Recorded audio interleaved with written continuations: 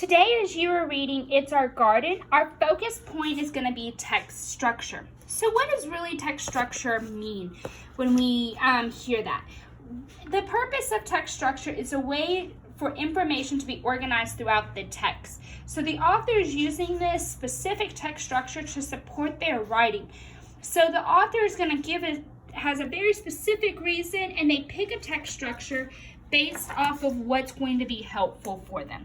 So the first one that we want to look at is the comparison and contrast. This is to describe how things are alike and how they are different. And so this is really when you're comparing two different events, maybe the past with the present. Think about when we were talking about the different telephones in Module 8. That we did a lot of the comparison and contrast because they were talking about in the past what it was to now. The cause and effect. A cause and effect, it explains what happened and why it happens. And in our last story that we read with How Did That Get in My Lunchbox, we had some cause and effect. So they explained a lot of that. And so the next one we want to look at is problem and solution. Problem and solution, it is showing a problem and it's explaining how it is solved.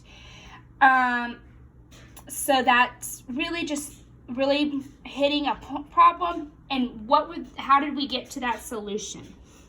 But the focus point that I really want us to focus on right now is sequence. Sequence explains the events in an order. So whatever the story is, think about your plots. That is going to have your sequence. You're going to have a first, next, and last, right? You've got to start from the beginning and work your way up. As we are looking at the sequence for text structures, I want us to move over and talk about what are some ways to show sequence. So when we are talking about sequence, what are some ways that we can show sequence? One of the ways that we might show it is going to be by the days of the week. Days of the week. So with this being said, it may say on Monday we are doing this, on Tuesday we do this, on Wednesday. That is a sequence, okay? We do that a lot with our assignments. We tell you what you're doing each day. The second way that I want us to look at may be the months of the year.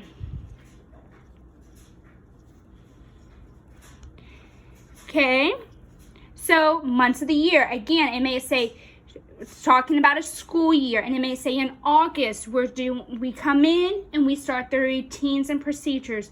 By Christmas, we are working on small groups, right? Pulling those small groups. So however you may do it, and you're breaking down every month, and it's going to be in a very specific order. Along with that, though, we might also see it by seasons.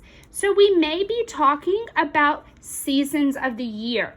So we might be talking about starting with winter, spring, fall,